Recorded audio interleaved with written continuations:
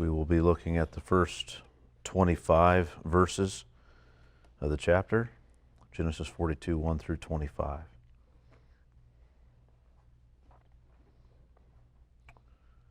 Everybody ready? Let's go ahead and read the text then. Genesis 42 and verse 1. When Jacob learned that there was grain for sale in Egypt, he said to his sons, "Why do you look at one another?" And he said, "Behold, I have heard that there is grain for sale in Egypt. Go down and buy grain for us there, that we may live and not die." So 10 of Joseph's brothers went down to buy grain in Egypt. But Jacob did not send Benjamin, Joseph's brother, with his brothers, for he feared that harm might happen to him. Thus the sons of Israel came to buy among the others who came, for the famine was in the land of Canaan. Now Joseph was governor over the land. He was the one who sold to all the people of the land, and Joseph's brothers came and bowed themselves before him with their faces to the ground. Joseph saw his brothers and recognized them, but he treated them like strangers and spoke roughly to them. "Where do you come from?" he said. They said, "From the land of Canaan to buy food." And Joseph recognized his brothers, but they did not recognize him. And Joseph remembered the dreams that he had dreamed of them. And he said to them, "You are spies. You have come to see the nakedness of the land." And they said to him, "No, my lord, your servants have come to buy food. We are all sons of one man. We are honest men. Your servants have never been spies." And he said to them, "No, it is the nakedness of the land that you have come to see." And they said, "We, your servants, are 12 brothers, the sons of one man in the land of Canaan. And behold, the youngest is this day with our father, and one is no more." But Joseph said to them, "It is as I said to you, you are spies. By this you shall be tested. By the life of Pharaoh, you shall not go from this place unless your youngest brother comes here. Send one of you, and let him bring your brother while you remain confined, that your words may be tested, whether there is truth in you, or else by the life of Pharaoh, surely you are spies." And he put them all together in custody for 3 days. Right? He threw them in prison where they stayed for 3 days. On the third day, Joseph said to them, "Do this, and you will live, for I fear God. If you are honest men, let one of your brothers remain confined where you are in custody, and let the rest go and carry grain for the famine of your households. And bring your youngest brother to me, so your words will be verified, and you shall not die." And they did so. Then they said to one another, "In truth, we are guilty concerning our brother, in that we saw the distress of his soul when he begged us, and we did not listen. That is why this distress has come upon us." And Reuben answered them, "Did I not tell you not to sin against the boy? But you did not listen. So now there comes a reckoning for his blood." They did not know that Joseph understood them, for there was an interpreter between them. Then he turned away from them and wept. And he returned to them and spoke to them. And he took Simeon from them and bound him before their eyes. And Joseph gave orders to fill their bags with grain, and to replace every man's money in his sack, and to give them provisions for the journey. And this was done for them. Let's pray.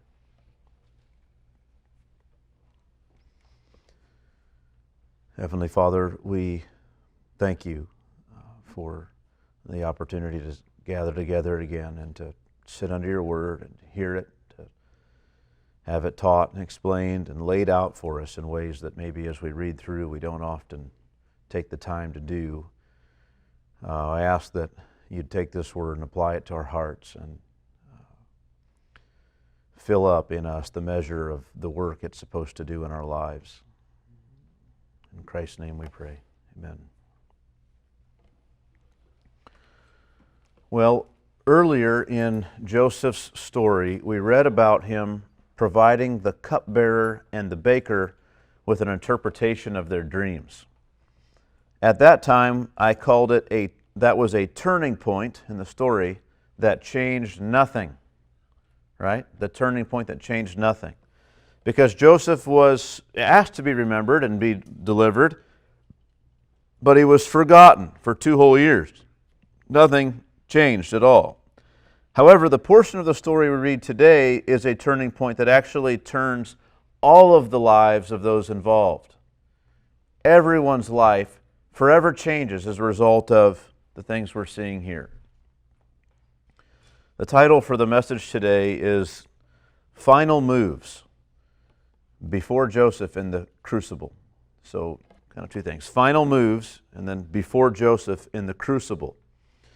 There are 2 things happening in that title. On the one hand, we're talking about final moves. And by that, I simply mean that as I understand it, there are a number of things that need to take place in the hearts of Jacob's sons, the brothers of Joseph, and even Joseph, all of them, in order for the family to be reunited together in Egypt as a family and not mainly a traveling band of self-interested, opportunistic people ready to cut one another's throat to get ahead and settle old scores. That's what you would have thought these group of brothers would be. But that's got to change. And in order to do that, we have to deal with some final set of moves, so to speak, as God brings all of this to His intended purpose. And as I mentioned before, like a master chess player, he's setting the board. And there are a few moves that need to take place. And these moves, however, will come directly through Joseph, not mainly just through God orchestrating providence. They come through Joseph. Joseph himself becomes a chess player, in a sense. The second thing that we have in mind when I say final moves before Joseph in the crucible is this matter of being Joseph's brothers being in a crucible. That seems to be an appropriate summary of the material, particularly for the kids, but just as a refresher for all of us, a crucible, right, is a container, right, that's made of material that can withstand high degrees of heat and pressure, and you put other materials down into it that you want to melt down and separate out, one material from another. Maybe you have iron ore and you want the iron, but you got all this other stuff that's going to come up out of that, and you want to get rid of it. And so when you melt it down, you get what's called the slag, which is like all the other minerals that you don't want, and you skim that off, then you have just the iron ore that's left. And so a crucible is useful for that. You could use it in the process of getting the iron that you want, or you could do it as a test to see, here's this iron ore, how pure is it? And you put it in the crucible and you find out how much of the slag you get versus how much of the iron that you want. And so it's an opportunity to find out kind of what something's really made of as well. And in that sense, Joseph's brothers are put into a crucible, maybe in both senses. On the one sense, to find out what they're made of, on another, to purify them a little more from what we already know is in them. And so, in that sense, it's very fitting to talk about Joseph's brothers being in a crucible. They are before Joseph in the crucible. And when I say that thing about being before Joseph, I simply mean that Joseph is the one testing them and putting them through these things to see what they're made of. He's the one judging what happens in the crucible. He puts them through these tests. And unless he's satisfied, they don't pass. And so they don't know they're before Joseph in the crucible, but they are before Joseph in the crucible. So again, in these verses, we see Joseph put his brothers into a number of tests, as well as to set up other tests for them once they return to Canaan. There are in total, I think, 7 tests. You could combine one of them or 2 of them into one possibly, but I think there are 7 tests that he puts his brothers through. Today, though, we will be looking at kind of 4 of those tests today. The other three we'll look at next time. But if Joseph is to reunite with his brothers, and more importantly, if he is to reconcile with them, not just, there's a difference, right? Maybe you've been to family reunions or you've been in rooms with people where you've reunited with someone, but it was not reconciliation. It was just a reunion. And we're after here. Remember, the whole point of this, earlier on, God had promised to Jacob or to Israel that he would have with his descendants after him, with his children, they would be together, and together they would share in the blessings of God. And so far, they haven't been much of a together kind of group. And so part of what God is doing is not just bringing them back physically together, but uniting their hearts in love. And so it's not just reunion that's necessary. We need reconciliation. It really needs to happen for this to be a family. And so this is what God's after. Not just to reunite, but to reconcile. Now, if Joseph is going to be an instrument in this, he's going to be in a position to best do this if he knows what sort of men they are now. He knows what they did to him in the past, but that was 22 years ago. And Joseph, as well as anyone, knows the kinds of changes that 22 years can bring about in someone's life. He's experienced this firsthand. And so no one ever would have guessed he'd be in the position he's in now. And so these tests are designed to expose what sort of men they are at the time. Again, I think 7 tests he puts his family through. Today we'll read about 4 of them. 3.5 of these tests are completed in Joseph's presence by the time we get to our end verse today. Before they are allowed to return home to Canaan, 3.5 of these tests have been carried out, and we've seen what the men are made of. Essentially, Joseph is seeking to determine what sort of men they've become. He's very aware again of how much can change in 22 years since the last time he saw them, and so he methodically sets out to see what sort of men they are. Are they still the same sort of hateful, opportunistic liars and murderers that they once were? Or have they changed? So with that, let's just begin then. These first 5 verses I want to consider under the heading just kind of the setting. We're going to kind of set things up. And we learn quite a bit in this setting. When Jacob learned that there was grain for sale in Egypt, he said to his sons, "Why do you look at one another?" And he said, "Behold, I have heard that there is grain for sale in Egypt. Go down and buy grain for us there, that we may live and not die." So 10 of Joseph's brothers went down to buy grain in Egypt, but Jacob did not send Benjamin, Joseph's brother, with his brothers, for he feared that harm might happen to him. Thus the sons of Israel came to buy among the others who came, for the famine was in the land of Canaan. Before we try to understand too much here, even dive into the setting, there is an important question we should ask. I mean, when we learned, and I don't know if any of you asked this question last chapter to yourself, but when Joseph got to power, he was in power and things were great for 7 years. And then the famine came. And then we learn in these later chapters that 2 years into the famine is when his brothers come and they have this reunion. So for 9 years now, the vast majority of almost a decade, Joseph has been ruler of Egypt, and never one time did he send for his brothers. He never once sent word to his father that he was okay. And it's shocking in a sense, and I think it helps us to ask this question before we dive into what Joseph's doing and how he's handling his brothers, to just think about that for a minute. For 9 years, he's been in charge. He could do whatever he wanted. He easily enough could have gotten his brothers down here, even on false pretenses. He could have done almost anything to get them to Egypt. Why not call his brothers down to Egypt and fulfill the dream? Bow, boys. Yep. Acknowledge you're better, right?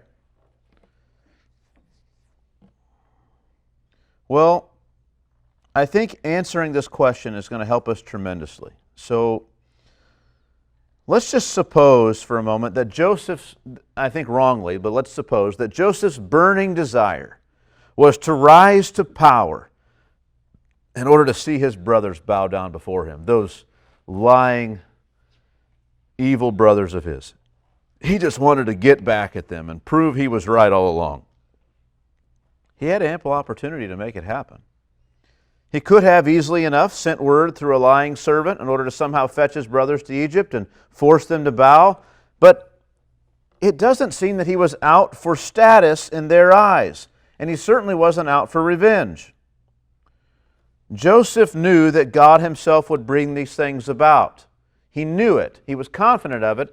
We know that because he told Pharaoh, Pharaoh, the dream is certainly going to come to pass, your dream, Pharaoh, and God is going to move quickly and without hesitation to bring it to pass because you had the dream twice. You can mark it down. Well, Joseph himself had a double dream before that his brothers would bow down to him, and it caused him all kinds of trouble. But he was confident, at least he became confident at some point, that God meant it and that God would quickly bring it about in his time. So he's confident this would happen. Just as things were communicated to him in the dreams 22 years ago, so now he's confident that God will still bring it about. And so he had no need to force the issue himself, right? God was going to do it. Much like David himself never forced the issue of becoming king, right? Once God had removed the kingdom from Saul and had instead given it to David and anointed David as king in Saul's place, David didn't go then attack Saul. He didn't need to. Both men, both David and Joseph, knew that because the thing was from God and because they were, as servants of God, supposed to live a life pleasing to God, they knew that those actions which they could take to gain power, they need not take. They could entrust themselves to God. It would be sinful to go kill Saul. It would be sinful to lie to these men and bring them down to this place and to force them to bow. It would be self-motivated. It would be evil. Both for David and for Joseph, their place instead was to serve and love and act in obedience to God and let God determine when and how these things would come to pass. And so for what we later learn was 9 years of ruling in Egypt, with several more to go, Joseph never had his family brought before him. He wasn't out for vengeance. He wasn't out to prove himself. He was content to trust all of that to God and go about faithfully serving God by providing for the Egyptians. But we learn in this, so now we turn to this text, and I've said we learn some things about the family. The first thing we learn is that the brothers are still together as a family. Right? They're all there together in the same place. That's a bit surprising. We remember, Judah had left, and we don't know that he's returned until now. They're all together. All 10 go down to Egypt. Right? And Benjamin was there, but he decided not to send Benjamin. But we learn that they're all together. That's a very encouraging sign. The family hasn't splintered off into 12 pieces, right? They're still there together as a family. And they're still with their father, which is rather shocking. And they are in some ways even subject to him as patriarch, which is even more shocking. It's not shocking for the culture, right? The father who becomes the grandfather and everyone's kind of there and around. He's the leader of the family, particularly in this culture. He's the patriarch. He's the one who makes the decisions. But the last time we saw the brothers, they weren't too keen on following Dad's instructions. And so it does seem a bit surprising that 22 years later, they're still taking their cues from Jacob or from Israel. And so that's a bit surprising. But he turns to them. Why do you look at one another? He rebukes them. And behold, I've heard there's grain for sale in Egypt. Go down and buy grain for us there, that we may live and not die. He talks about them all as a collective group. Buy grain for us that we all may live and may not die. So they're all together and they're all subject to Israel as their patriarch. But we also learned that these brothers are, some things have changed and some things have not changed. They're still not exactly model workers and men, as they appear to be lazy and lacking initiative. I mean, Jacob or Israel rebukes them. Why do you look at one another? Right? I mean, which means something like you walk into a room, people are supposed to be working and they're just sitting there doing nothing. What are you just looking around for? We've got stuff that needs to be done. Why do you look at one another? Which means they're probably there, I don't know, what would it look like today? They're playing cards, or they're just talking about whatever, right? I mean, they're just shooting the breeze like it's no big deal. There's life and death. What are you doing? I've heard, and you guys probably have too, there's grain for sale in Egypt. Get up, let's get going. Why should we die? Move. Right? It's amazing.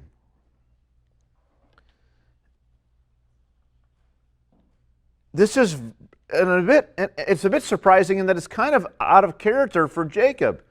It's not surprising that the younger Jacob, the younger version of Jacob, before the repentance and the following God happened, that he would take initiative. He was always taking initiative. But since then, we've found lots of times in the stories that we've read where, for instance, Simeon and Levi, they go out and they say, he shouldn't treat our sister this way. And Jacob's a little worried. Jacob wasn't so decisive. He waited till his sons came in and they were all talk about it together. This sort of a thing. But here he turns to them, and the time for decision has come and gone, and they've done nothing, and so he rebukes them. Why are you sitting here just looking at one another? Behold, I've heard there's grain for sale in Egypt.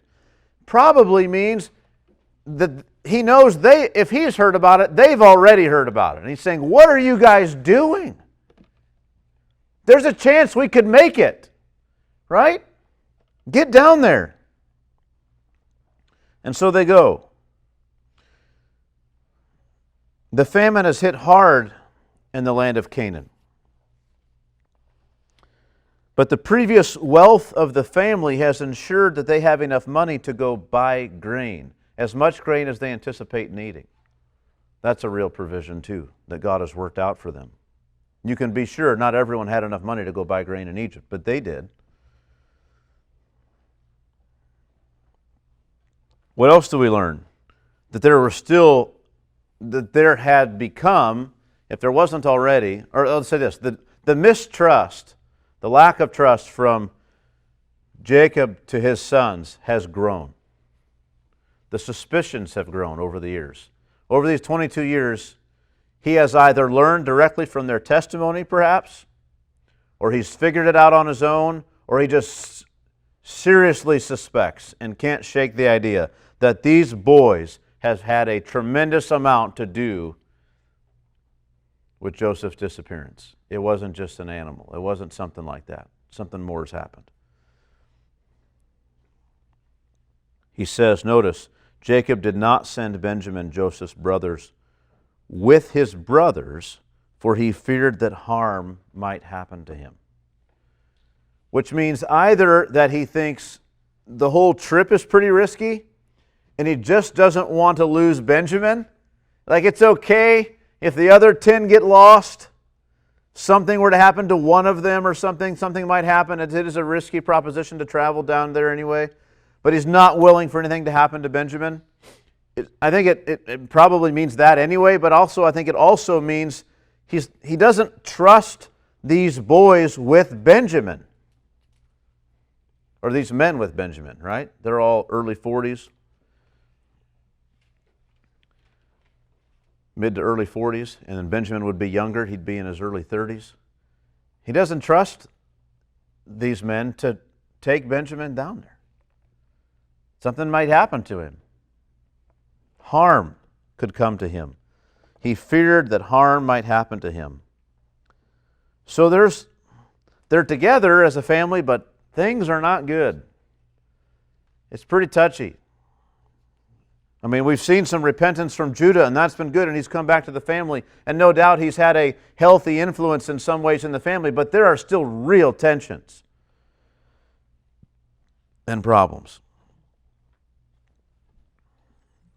We also learn that the family seems to get along well enough with their neighbors to travel down to Egypt in a band of travelers for safety from robbers, while not being fearful of those fellow travelers robbing them, taking from them, and acting revenge upon them.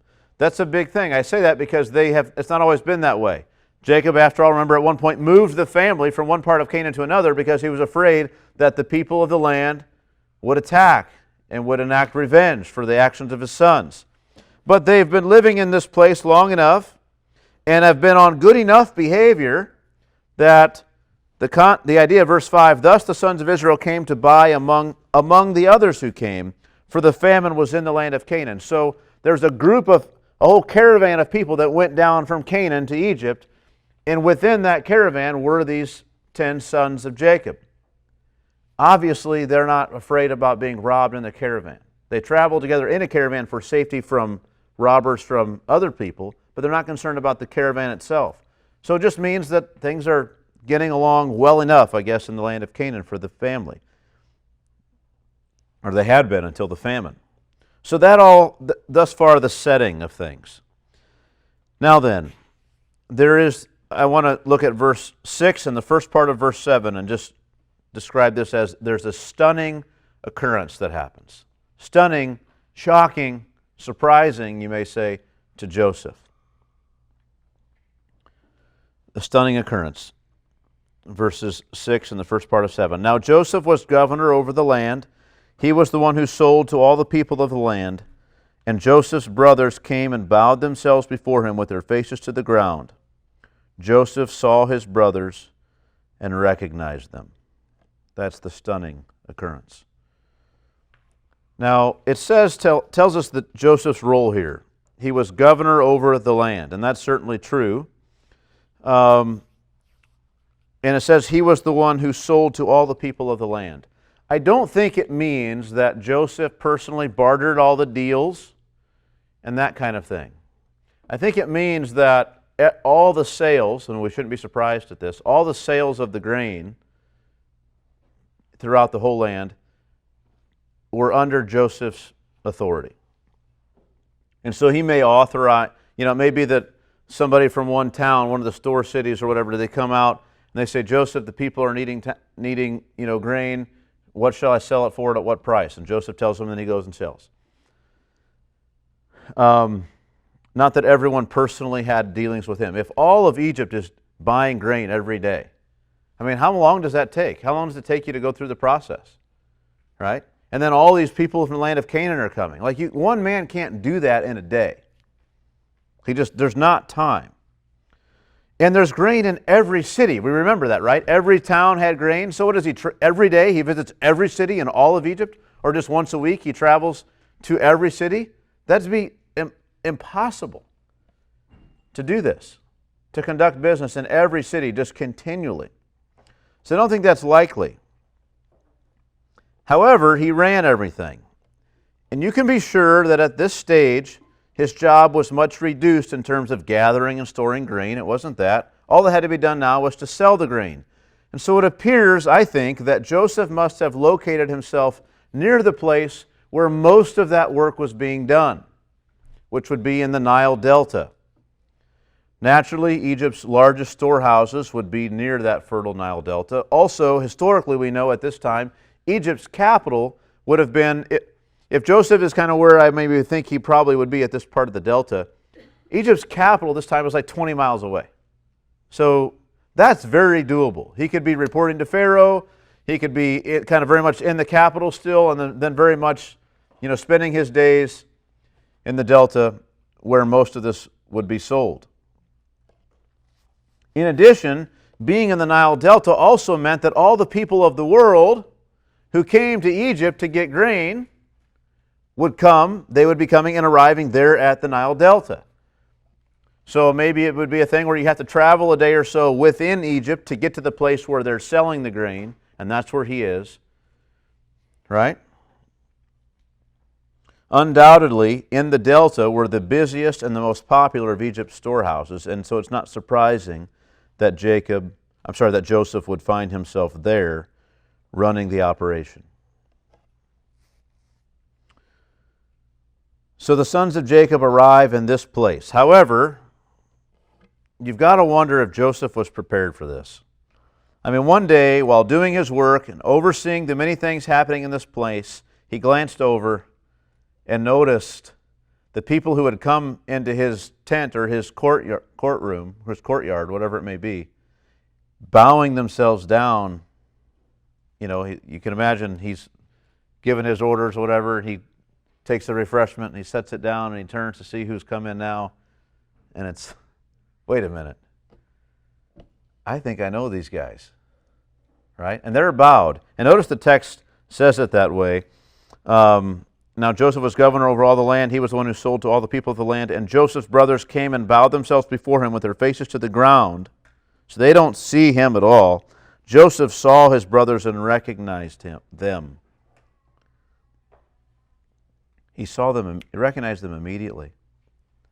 They looked strangely familiar from his past. The last time he saw these same 10 men was perhaps the most traumatic moment in his entire life.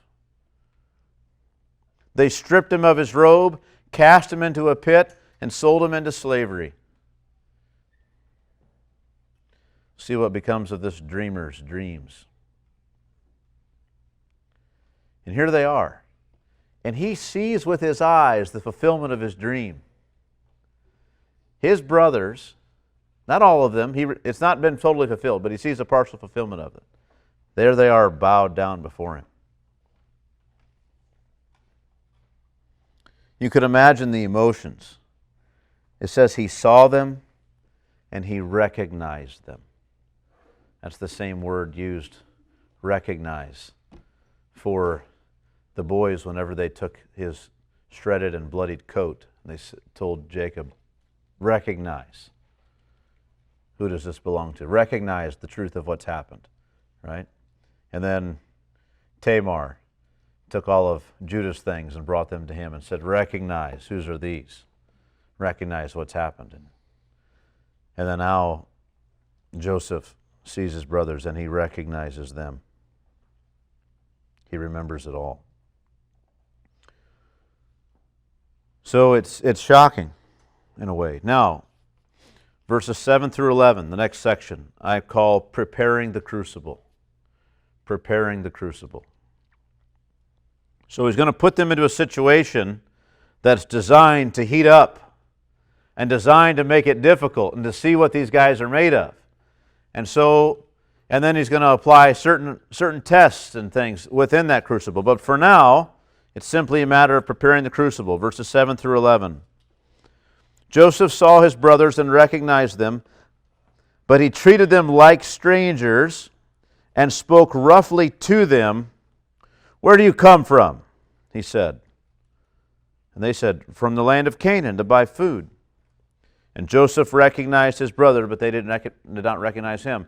In other words, remember, Joseph has recognized them, but when they looked and spoke to him, they didn't recognize him, right? And no doubt he looked so different. And the last time they saw him, he was 17. He might have had a full beard. Some 17-year-olds do, but likely just kind of this scraggly little thing that was starting out, right? And he was 22 years ago. He hadn't really grown into his stature as a man yet. He's just kind of this boy. But now, 22 years later, he's dressed, he's clean-shaven like the Egyptians. He's no doubt probably tan, as most of them were, due to the nature of his work traveling around. He's in royal clothes. They think he's been dead. He's got this gold chain on his neck. He's wearing all this official Egyptian garb. He may have all kinds of things that are so different than what they've remembered. Plus, it's not as if they think he's even alive. And so they don't recognize him. Now it says, verse 9, And Joseph remembered the dreams that he had dreamed of them. So all this is in his mind, not only who they are, but the dreams, the way they treated him, everything's in his mind. And he says to them, he doesn't say, I had that dream. Remember, I'm Joseph, bow or die. He doesn't do anything like that. Right? It was certainly in his authority. But he does something else. He continues on this track. He's playing the long game. He was going to test these men. He's preparing the crucible. He said to them, you are spies. Remember, the text tells us he was speaking roughly to them. He says, you are spies. And you've come to see the nakedness of the land. In other words, you've come out in here to see that the famine is severe here, right? That the famine is getting us too, and that the land is barren, and that maybe we're weak, and it's a good time to attack. It's not unreasonable for this to have happened.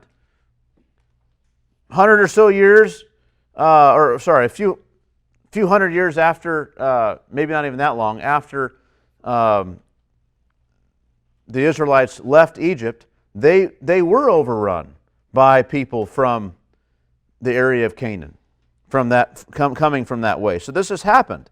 It's not unlikely. They'd be concerned about spies coming in to see if they were weak.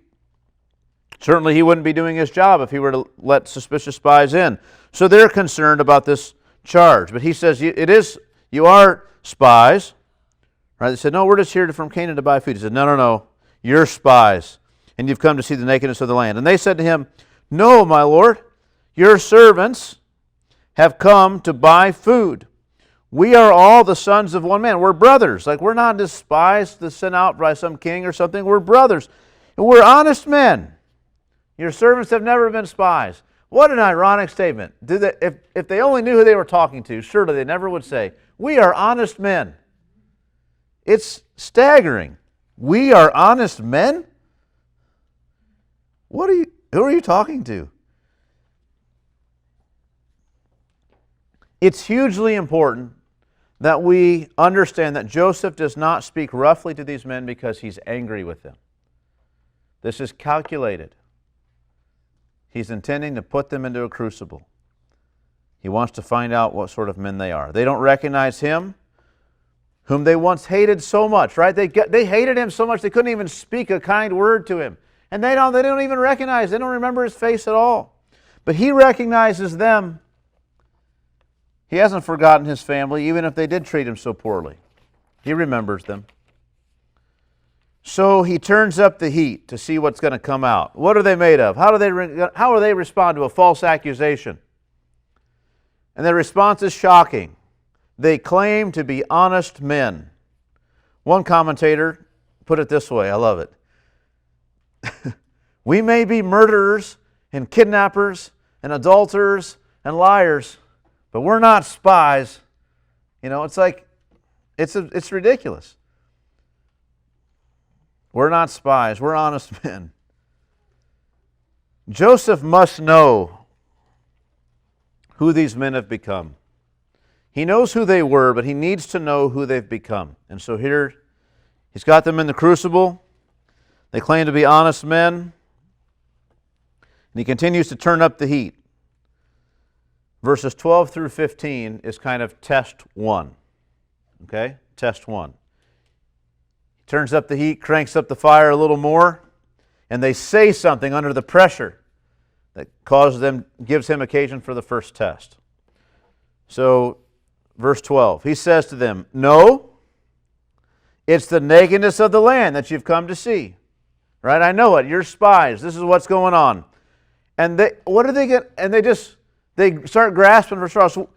And you could imagine almost the hesitations. You could put and the three dot, these ellipses in periodically through their statements. It's like, your servants we're 12 brothers. And like, why are they 12 brothers? That they said we're all brothers. Now they're saying, well, there are 12 of us.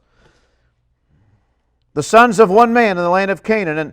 And look, and behold, the youngest, because it was like, we said there were 12. Well, the youngest, he is with our father, and one is no more.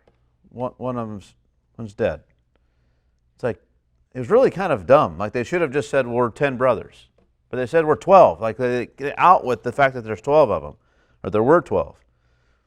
You can imagine the mistake. And then they've got to kind of, well, okay, we got to explain why there's only 10 of us here. Well, one of them's there, he's with Dad at home, and how are they going to produce the other? Well, the other one, he's not alive anymore. He died. But we were 12. Joseph said to them, so now that this has come out, they've said this, he's got an opportunity then.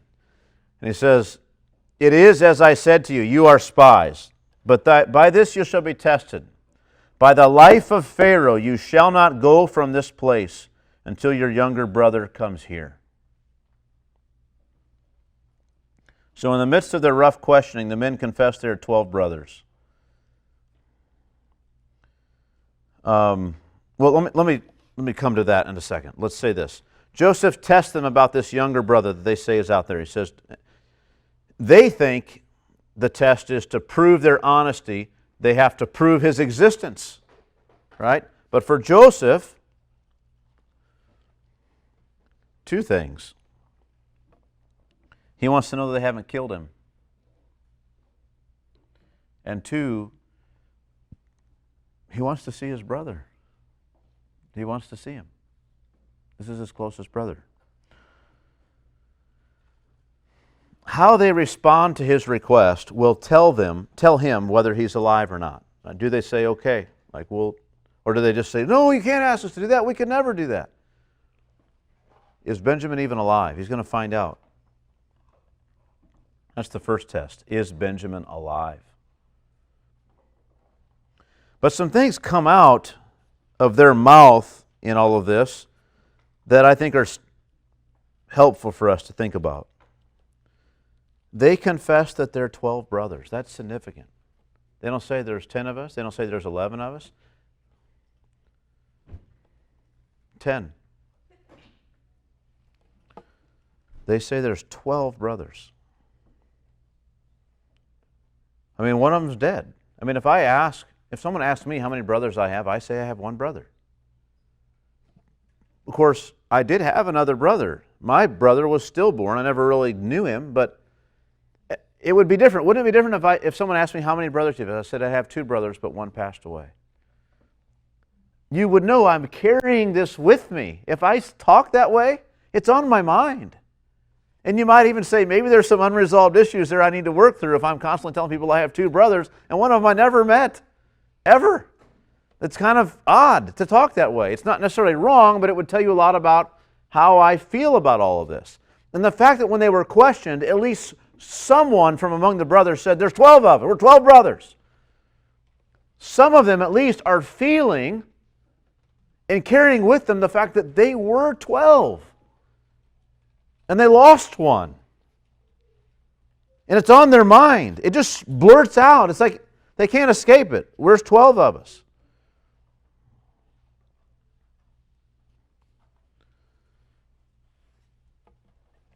And they don't mention Joseph by name, but in a sense they kind of do. They single out. And there's 10 here. One of our brothers is with our father, and the other is no more. So they confess their own belief about what's happened to him, that he's died. He's not just not with them anymore, he's no more. They think he's been lost in Egypt forever. One is no more.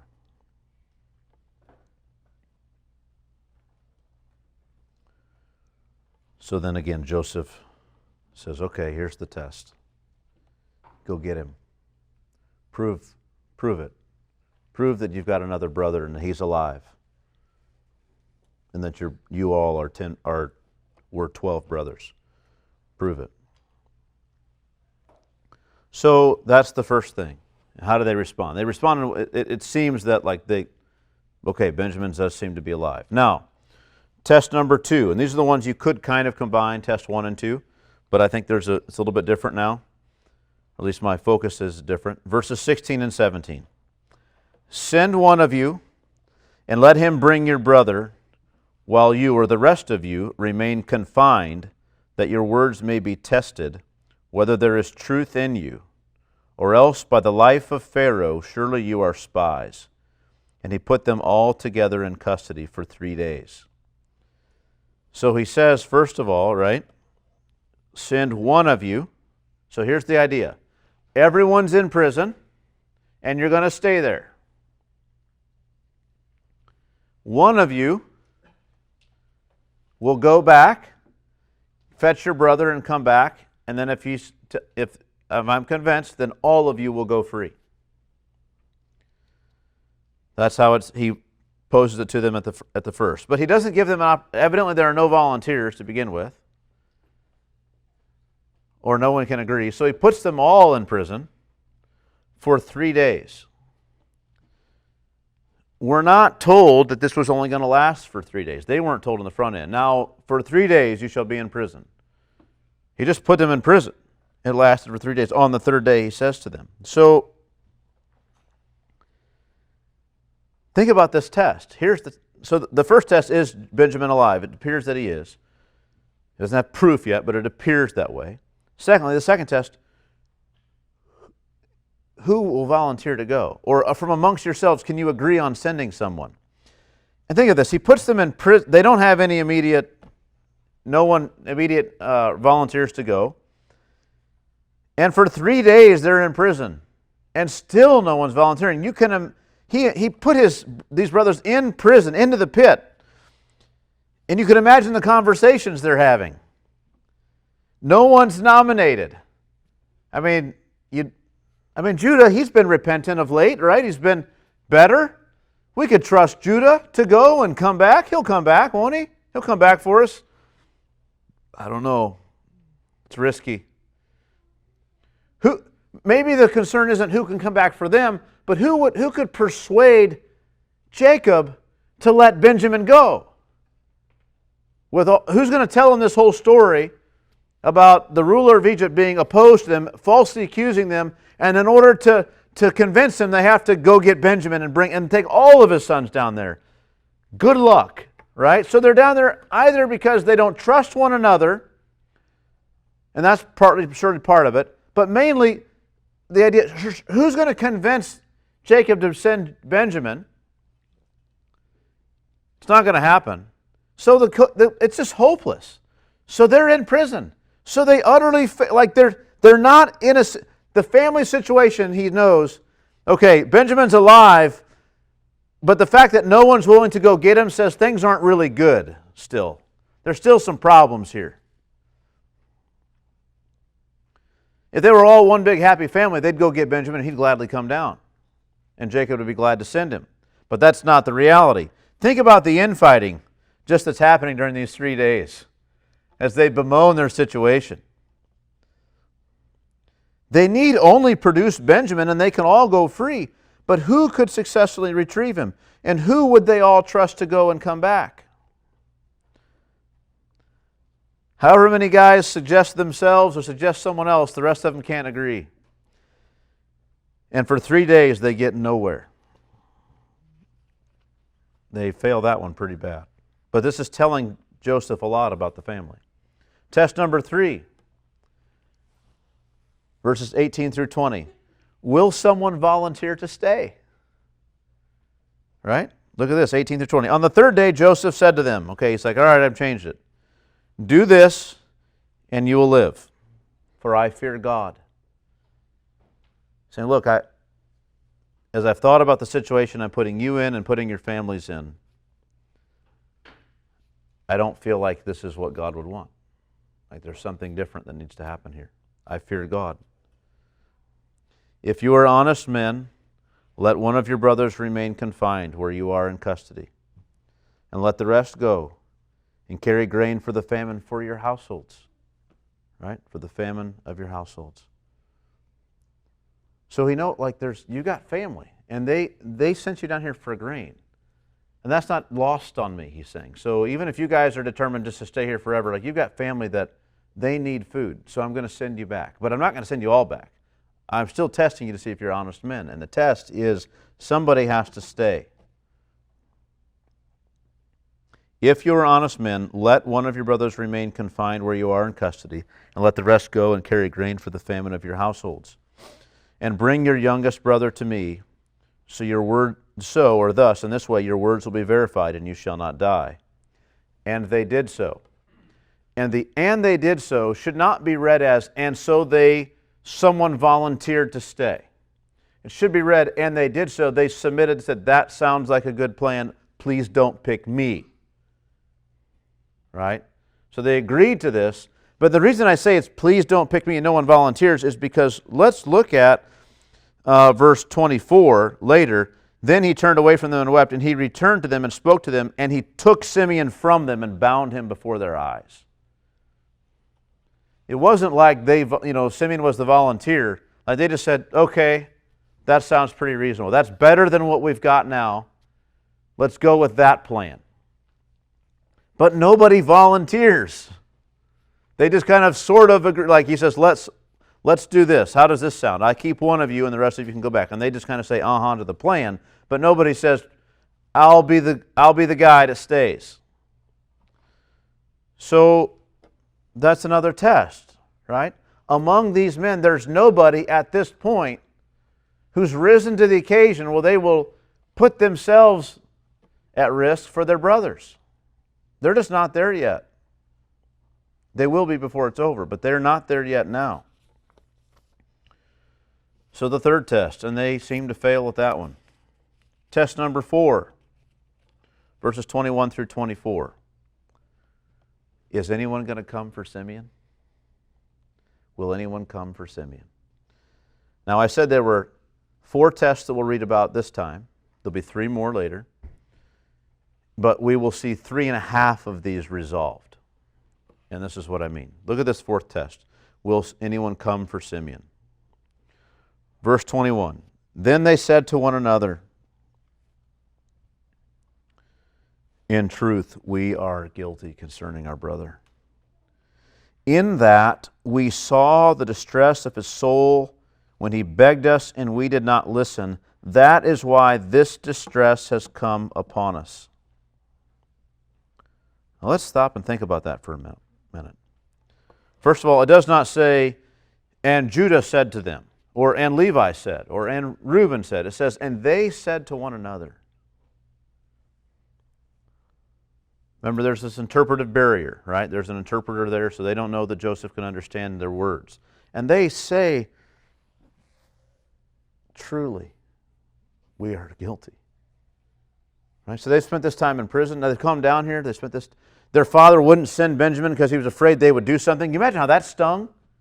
22 years after he lost Joseph, you've got to go down on this errand. You need all the help you can get. We've got to bring as much as we can.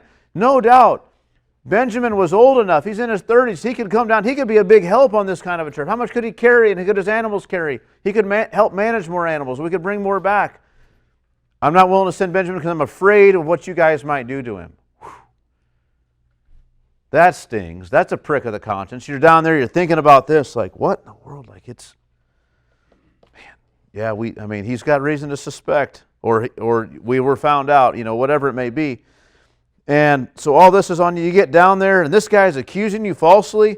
You end up talking about these brothers that you have, and so you've got one, and now you're going to be forced to convince your father to bring him down here. And it's how does it look when you come down and you've got all this grain you've brought, minus the money and minus a brother? Maybe you sold another brother. It's kind of how it looks a little bit. Maybe. You lost another one, and now you got to go back. This does not look good. Surely to them it would appear as a no-win situation. They're not going to convince Jacob to send Benjamin down there. So they've lost. They're going to lose Simeon when it happens. They've lost him. They've lost one of them. One of them is gone. And it feels like God's retribution, right? You sold one of your brothers into slavery in Egypt and lost him forever. And now that you're down here in Egypt, guess what? Egypt's going to take one of you. Gone forever. That's what it looks like is happening. And so they say, truly we are guilty. It's not as if they didn't think they were guilty before or not, like they weren't sure. They're acknowledging how guilty they are, how heinous a crime it was, how much it offended God. And how bad was it? In that we saw the distress of his soul, when he begged us and we did not listen. That is why this distress has come upon us. Don't you remember? They're speaking of, don't you remember? So one brother saying, God has brought this on us for what we did. The other one says, well, I mean, I know we shouldn't have done it, but what do you mean? And the other one says, what do you mean? What does he mean? Don't you remember? Do you remember the way Joseph was pleading with us? You remember his face? Simeon, look, it's the same look you've got on your face now. Distress. He looked the same way. I remember I looked right at him and I saw that. That's the last time I saw that expression. And we didn't care. We sold him. We were going to kill him, remember? Remember Judah and you wanted to make some money on it? Remember what happened? Don't remind me. I know what happened. I never forget about it. And God hasn't forgotten either. And this is what's coming. We're getting what we deserve. We didn't listen to him. Even the pleadings didn't matter. And then Reuben, of course, opportunistic Reuben, from before, who said, I can get in Dad's good graces if I bring him back. Don't kill him, guys. He was going to come back and restore him to his father and get the credit, get back in the inheritance. He says, I told you guys not to sin against the boy, but you didn't listen. So now there comes a reckoning for his blood. Right? And technically he was the one. He remembers the words, remember I said we shouldn't do that. And now look what's happening. There's this reckoning for his blood. Now that's important to think of, that he uses that phrase, now comes a reckoning for his blood, as we think about what's in their mind and what they're anticipating is going to happen. They don't anticipate ever coming back to Egypt. Not that they're not willing to, they don't anticipate ever coming back. They consider this a reckoning for his blood, a life for life. Right? That's what reckoning for the blood is. A life for life. We murdered, in essence, Joseph, and now we're going to lose one of our own. If they anticipated coming up, successfully convincing their father, returning, producing Benjamin, bringing Simeon from prison, they wouldn't say it's a life for life. They wouldn't say this is a reckoning for blood. This is a blood reckoning. That's what we've got right here. This is what they call it. They don't anticipate they're going to see, they don't know what brother yet, but one of them is going to be gone. That's the expectation. They did not know that Joseph understood them, for there was an interpreter between them. Then he turned away from them and wept. And this is so good because what Joseph has witnessed, remember, they're in the crucible before Joseph. What he's witnessing is contrition on their part. The confession, not to him, but to one another, of all the evil that they had done. How many times did he ask himself, how could they do that to me? My own brothers. And here he's seeing them in distress over it, acknowledging how evil it was, how awful, how much they sinned against him and against God. And it moves him. And he weeps. It's such a picture of it's a partial picture of reconciliation, right? When you've wronged somebody, and you go and you confess to them, and they're not unmoved. If it was a real hurt, like they're moved by your acknowledging of this. And he weeps. He can't help it. He turns away from them and wept. And then he returned to them right after. He's done weeping. He dries his eyes. He puts his authority hat on again, and he goes out and he returns to them. You wonder what they thought as he left for a minute, but he returns to them and spoke to them. And he took Simeon from them and bound him before their eyes. We're not told what he spoke. He took Simeon it says he returned to them and spoke to them, and he took Simeon from them and bound him before their eyes. It's not clear to me why he took Simeon. When I think of Simeon, I think of, he's one of Leah's sons. There doesn't seem to be any animosity in this. He could have taken all four of them and kept all four of them if he really wanted to. He didn't do that. Simeon was one of the two hotheads who slaughtered that town. So it could be that maybe he feels like maybe Simeon might, be a bad influence on the way back or something. That's possible. I don't know that that's any reason. Who knows why he decided Simeon, but he took Simeon from them. So he spoke to them and took Simeon from them and bound him before their eyes. So he didn't just say, he's going to stay here, you guys can leave. He put him in chains then and there, right in front of their eyes. Why? Why in front of them? Why not just usher him off and have him bound somewhere else? It's the last, they were just bemoaning the fact of the last brother they put in chains. And so now, before you leave, the last thing you see, I want you to remember, we've got another one in chains. Right? I think that's why he binds Simeon in front of them. Puts him in chains, bounds him in front of them, before their eyes. Right? Will someone come for Simeon? This is a big test. And I say it's kind of halfway fulfilled in the sense that they've already been acknowledging their guilt, and they're so disturbed about this and moved by what they've done. They see that God's hand in putting them in a situation where it's like exact justice, it seems, and they're deeply concerned and troubled. And that tells a lot. It's like they've been failing these other tests, but it seems like they're kind of starting to pass. Like things aren't great, but there's something good that's happening here. They're acknowledging their guilt. They're confessing among one another. They're deeply repentant and sorrowful. There's great distress upon them all. And now they've got skin in the game. They've got a brother who's in chains. Are they going to be moved to action this time and risk things for themselves in order to rescue their brother, when before they were so happy to make a profit by selling a brother? Think about what a radical transformation that will be. If he sees these brothers again, if Simeon ever sees his brothers again, if Joseph sees them again, what a radical transformation that would have proved in the life of these boys, of these men. That's what he's after. But before they leave, Joseph sets them up for another test. Huge test. This evidently happens in the Egyptian tongue where they don't understand it. And enough of it happens outside of their sight that they don't see it happening. They're not witnesses to it, to the actual carrying out of the orders. And Joseph gave orders to fill their bags with grain, and here it is, and to replace every man's money in his sack, and to give them provisions for the journey. And this was done for them. So they bought grain.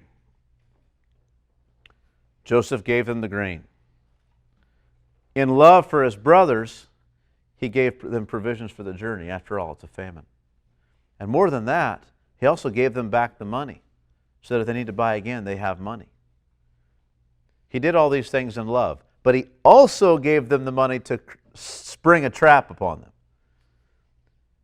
Crank up the heat in the crucible.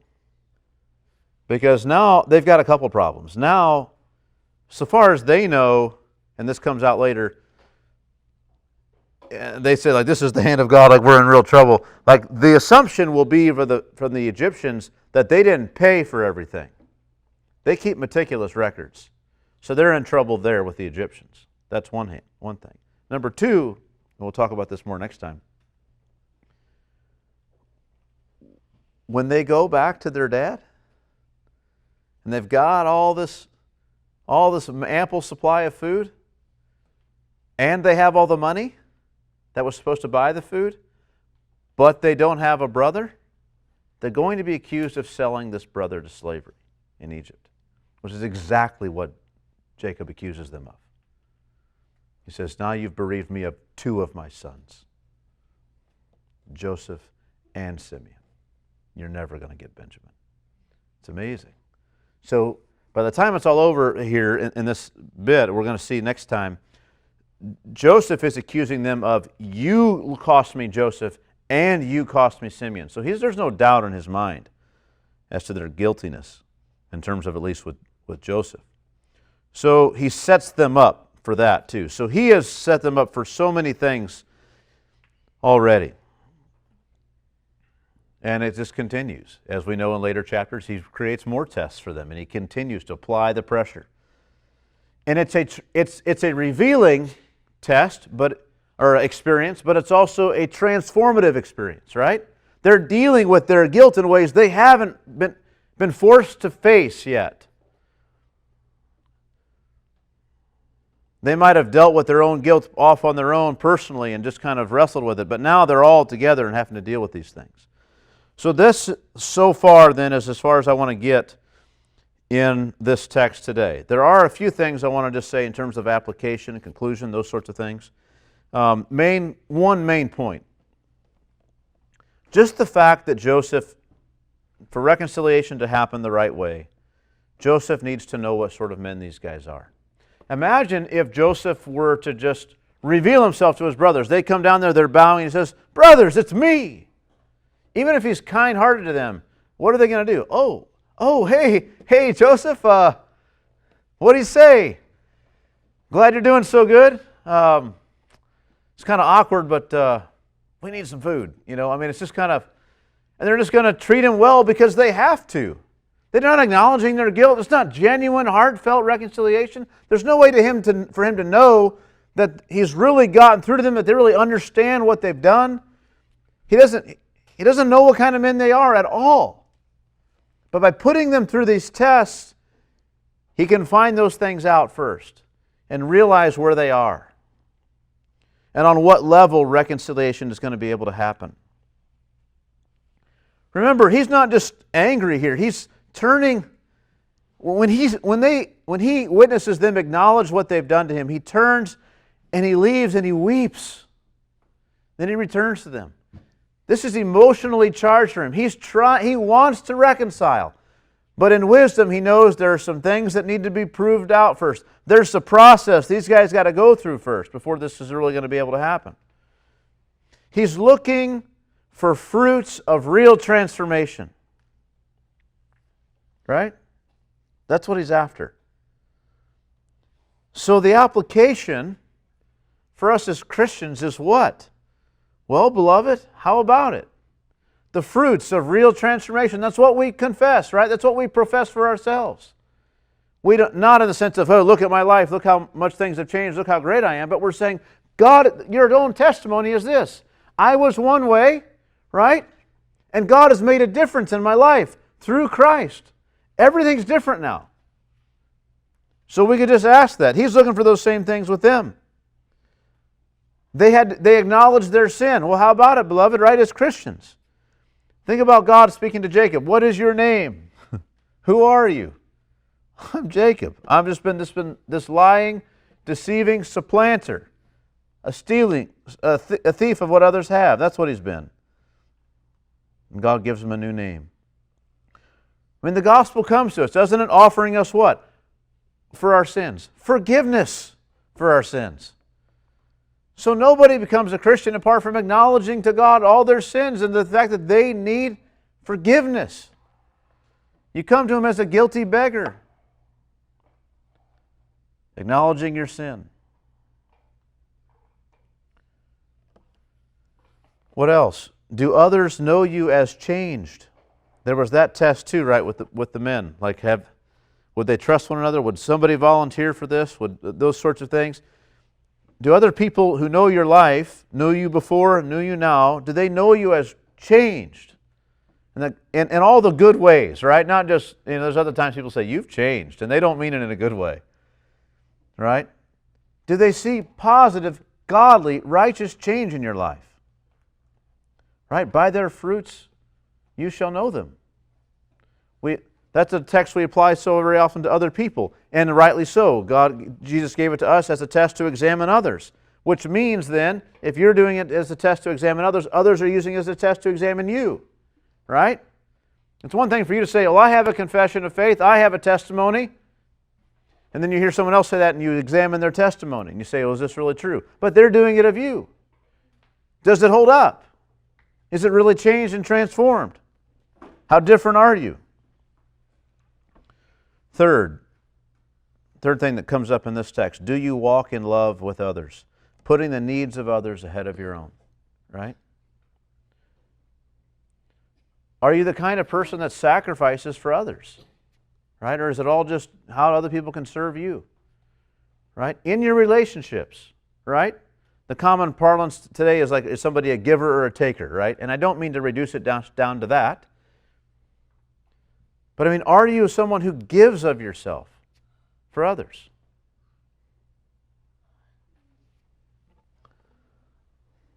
By this shall all men know you're my disciples, your love one for another, right? Not the word love, not I can mouth, I love you, right? But in my actions, in the life I live among you, you see that I act in love. I put the interests of others ahead of my own. I live out the sort of love that Jesus Christ lived for us, right? Gave of himself, emptied himself. Well, those are just some things in terms of application. Those are the kinds of things Joseph is looking to see in his brothers to know whether, on what level reconciliation could happen, right? Do they even acknowledge, or have they honestly dealt with their sin? Are they changed men? Are they willing to sacrifice one for another? Do they love? That's the test that he puts them. In summation, those are the tests he puts them through so far. He's shrewd as he does it, very wise in the way that he handles the situation, but this is what he's after. Well, that's all I have today. Are there questions or comments?